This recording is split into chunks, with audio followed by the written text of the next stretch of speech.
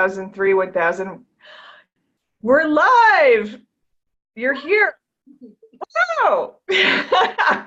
Danielle Graham of Divine Clarity. Thank you for being here today. Thank you for having me. I am so excited that you showed up. I am so surprised that I showed up. I am surprised that you showed up too, and I have to hand it to you. Kudos to you. Kudos to you. You're very... The video thing is it can be a little challenging sometimes, right? Yeah, definitely. Yeah. Yes, but you're here. That's the important thing.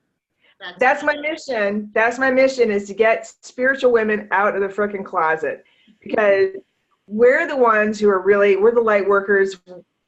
We're the ones who are going to bring like positive, awesome change to the planet, right?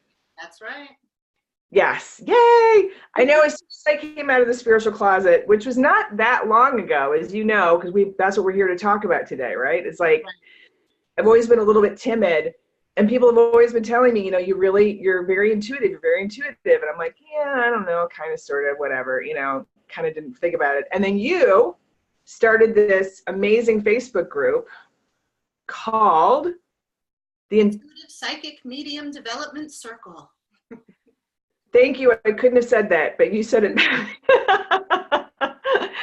And, so Danielle and I are friends. We've known each other for a while. And I saw that she had this group, and I was like, this is such a cool group, but I don't really think I'm an intuitive. And then I decided to join. I know she's laughing at me. And then I joined, and then I was like, I have no idea what to do here. But, it's been a process, and it's working with all these women from all over the world, right? Yeah. Who do you have in your group? You've got England, all over the place. Don't ask me, but yeah, they're in England, they're in Ireland, they're everywhere. And they're coming to the group to do what exactly?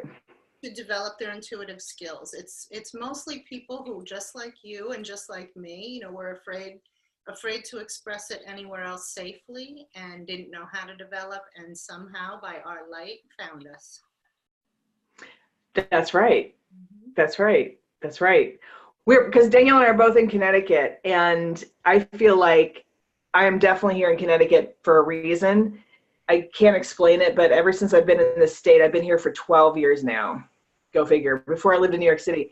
But ever since I moved to Connecticut, the first day I was here, I had to pick my mother up, who is still living, by the way, at that point, from the airport in Bradley. And I'd never been to Bradley before. And I drove up 91, whatever, it's a highway. And we got to the airport. And then we had to drive from the airport. We had to drive down to, I think we went to a Whole Foods in West Hartford. And then we went out to the Berkshires, because we were staying at this house over Christmas. And I somehow, found my way there. Like, I was in the back roads on Route 20 driving around. And I felt like I'd been there before. And my mom was even like, how do you know where you're going? Because we didn't have it. That was before Google Maps and your phone. And, that was in 2005. And I was like, I don't know. I just knew where I was going. You know what I mean? And ever since I've been living in Connecticut, it's very familiar to me. And I feel like, especially around here on the shoreline, we both live kind of on the water. Danielle has a beautiful office here in Guilford. And I feel really attracted to all of it, the hills, the rivers, the river. It's like, and there's this real heavy, not heavy, but real intense connection for me here. And I think it has to do with you and other women that we've met. We have a nice circle of women up here. Right. It feels like home. It does, doesn't it? Mm-hmm. Yeah. But so because this funny thing is, like, you haven't been out of the spiritual closet for all that long. No, maybe about a year. And to tell you the truth, I kind of still have a foot in the closet now.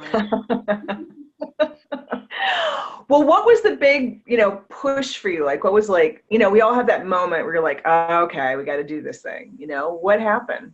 Well, the whole thing that started me doing or knowing that I wanted to do what I do, the whole mediumship aspect, actually happened when I was at work. My alter ego is a personal trainer. And I had a new client come into me, brand new client, never met before, and we just clicked. We just felt like we knew each other. I probably knew more about her in that hour visit than I know about a lot of my friends.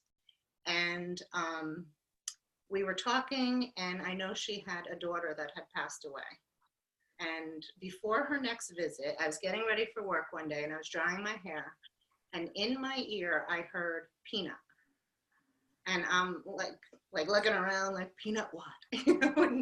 And I just intuitively knew it was this woman's daughter, and I knew it was her nickname. But I kind of said to myself, like, I can't walk up to this stranger and just be like, peanut, and she'll think I'm crazy. So I said to Spirit, like I have done before, if you want me to relay a message, give me an opening. Don't make me look crazy. Give me an opening. Let me. And she came in, and I hear peanut in my ear. And so I'm like, I'm not going to say it, not until she gives me an opening. So we're working out, we're talking, and she brings up her daughter, Heather. And in my ear, insistently and consistently, I hear peanut, peanut, peanut. But I still didn't say anything. And we're stretching on the mat after her workout, and I hear it again.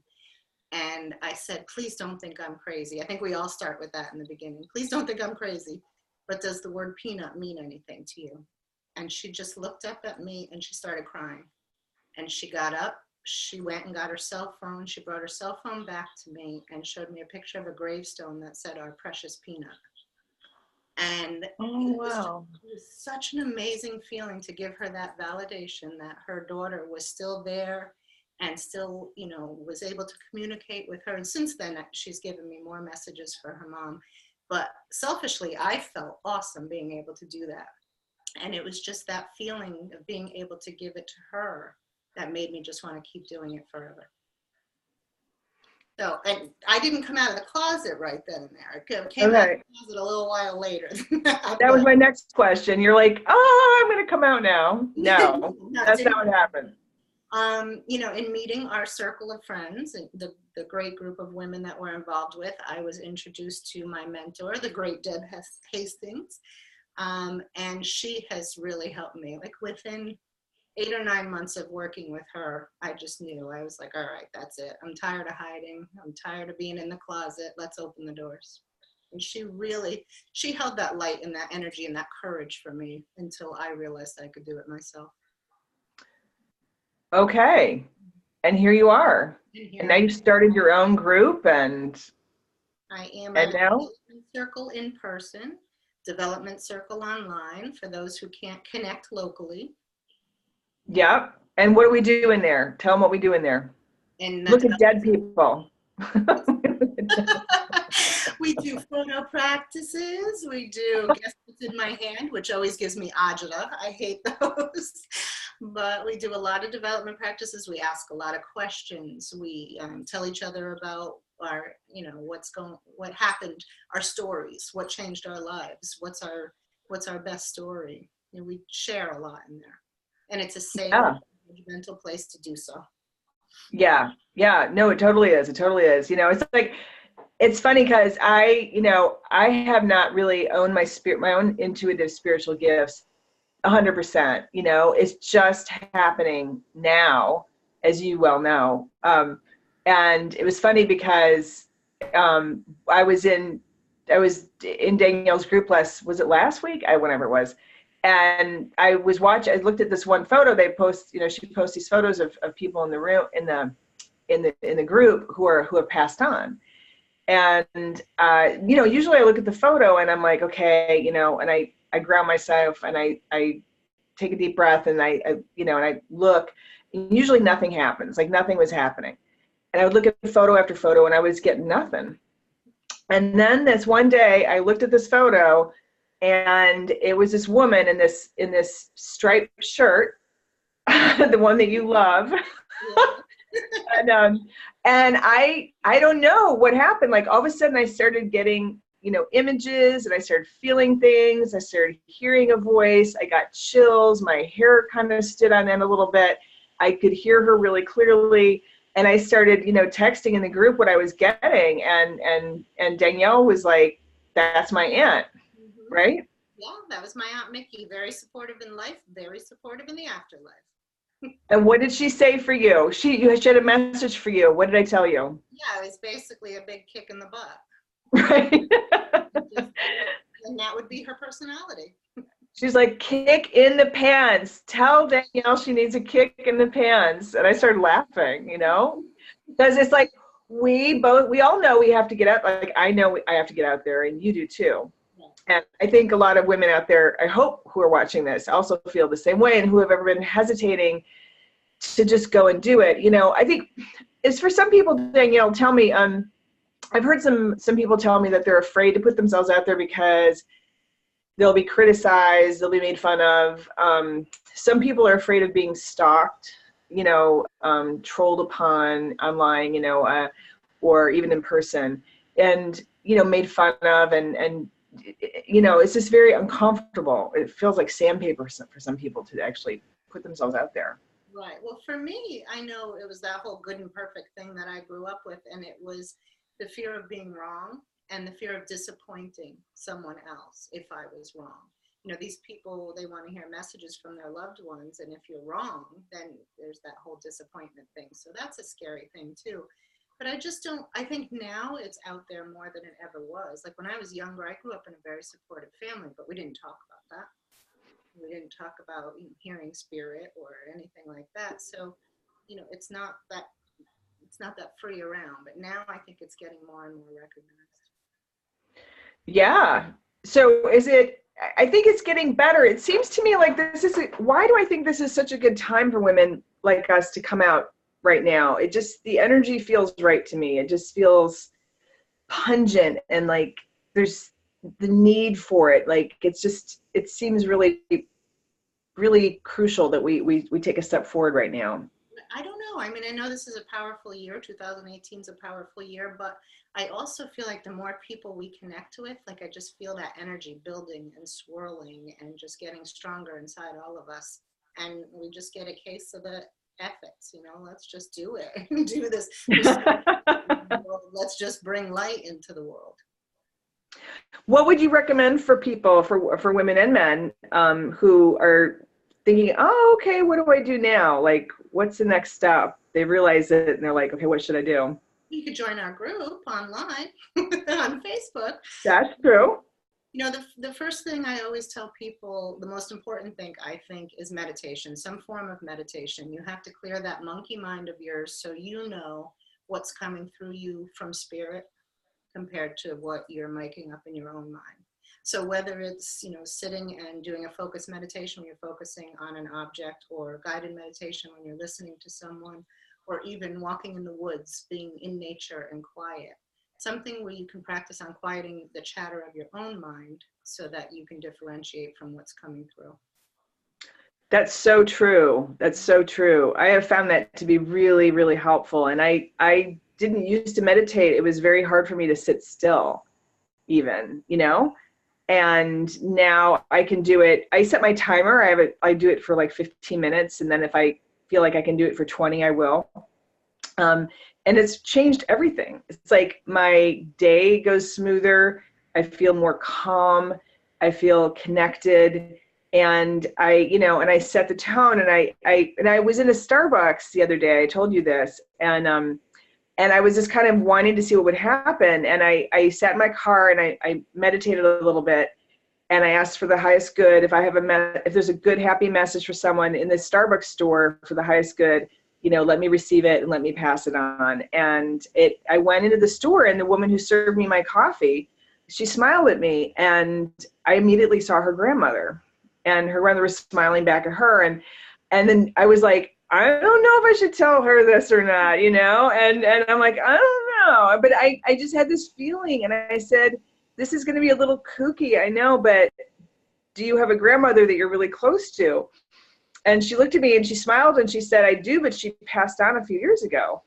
And I said, yeah, I know. I said, she's right here. And she's like, telling you that she's really proud of you, and she's smiling. And and it was interesting because she looked Italian to me, and the girl was Asian. Mm-hmm. And then she finally said, oh, well, I was adopted. So that made a lot of sense to me then. But, it was nice. It was nice. And then this guy, I went over to put some cream in my coffee, and there was this nice guy staying next to me. He was laughing. He was talking about this Italian dinner he made the other night with country pork ribs. It sounded fantastic. And so I was like leaning in to listen to the recipe. I was like, oh, really? How do you make it? And he was telling me, and he was talking about the ribs and everything. All of a sudden I had this, like, I saw money changing hands, and he was smiling, and he had gold teeth. Not for real, but like he had gold teeth. And I looked at him and I said, I go, are you up for a raise? And he said, he looked at me and he goes, well, I have my evaluation next week. And all of a sudden I got this message, like, they love him. And I said, oh my God, they love you at work. They're going to love you. They're going to give you some, some money. I hope I'm right. Look at you, Melissa, the old Saybrook medium. Look at you go. I know. So that's where you got your inspiration. Is that right? From the Long Island medium? Definitely. She came later. You know, I used to rush home from school wanting to watch Sylvia Browne on Montel Williams. I don't know if you remember that. Yep. And John Edwards. You know, I was binge watching all of them all the time. And then when Long Island Medium came out, like I told you, just that emotion she evokes from people, that peace she gives people. You know, I wanted that. I wanted to be able to give that to people, to be of service to people like that. And here you are. What do you think about people? I mean, what's your opinion of mediums who are on television? Are they for real? Can you be? I think her talent and her abilities for real. I think the rest of it's all staged. You know, I used to think the Osbournes were real, and then I found out everything was scripted.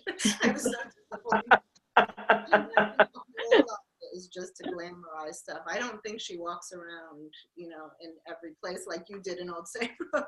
I don't know if I believe that, but I think there's validity to what she says and what she does for sure.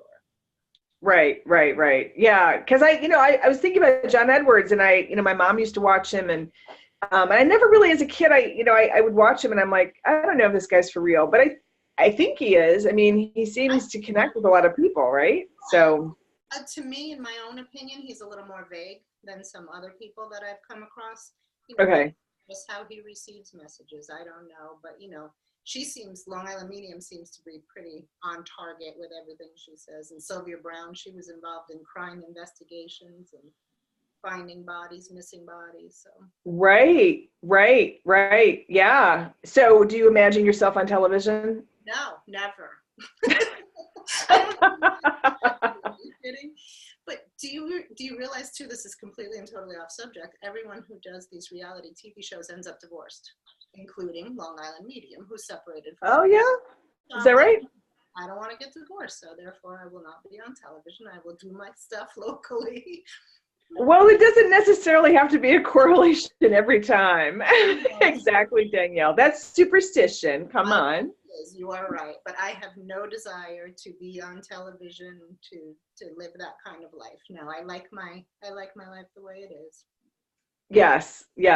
Good. Well, you're doing a lot of great work. And are you actually offering services for people who want to have readings now? I am. I do it online. I do it via email, or I do it in home. I don't do it in the office in Guilford. I have a home office in Westbrook where I do it. Cool. And they can work with you from anywhere in the world? Anywhere. Yep. Okay, great. Danielle Graham, I'm going to put the link, you guys, wherever you're watching this, I'll have a link hopefully someplace nearby. Like if it's in YouTube, it'll be below, right? Or if it's on Facebook, it'll be below, or wherever it is you see it. So so please just, give her a shout. And if you want to join the group, I'll have a link for that as well. So yeah, so people can join. So it's a great group. I've benefited greatly from it, and I really appreciate being in your group. So thank you so much for that. Everybody, I'm learning every day from everybody in that group. It's a wonderful group of people. Indeed. Yeah, it is fascinating, really fascinating. So, all right, Danielle, thank you so much. Any last words of wisdom for people? No, just do it. Just put yourself out there. What's the worst that can happen? Like Sharon said, mistakes are wonderful. That's where the magic happens. Yeah, someone else in the Visibility Lab was talking about making mistakes today, which is so true. And that's another video. It's in the Visibility Lab if you guys want to watch it. But I got related to that. Huh? It was divine timing. Watching her do that today, knowing I was going to be doing this with you, divine timing. Oh, I love it. That's awesome. Okay, you guys, if you're not in the Visibility Lab, come find us. We really would love to have you in there. And so I can interview you and you guys can get used to being on video and talking about your fucking awesome, fabulous spiritual gifts. And yes, I swore. So thank you so much. And I will see you in the lab. All right. Thanks, Danielle. Okay, bye. Bye.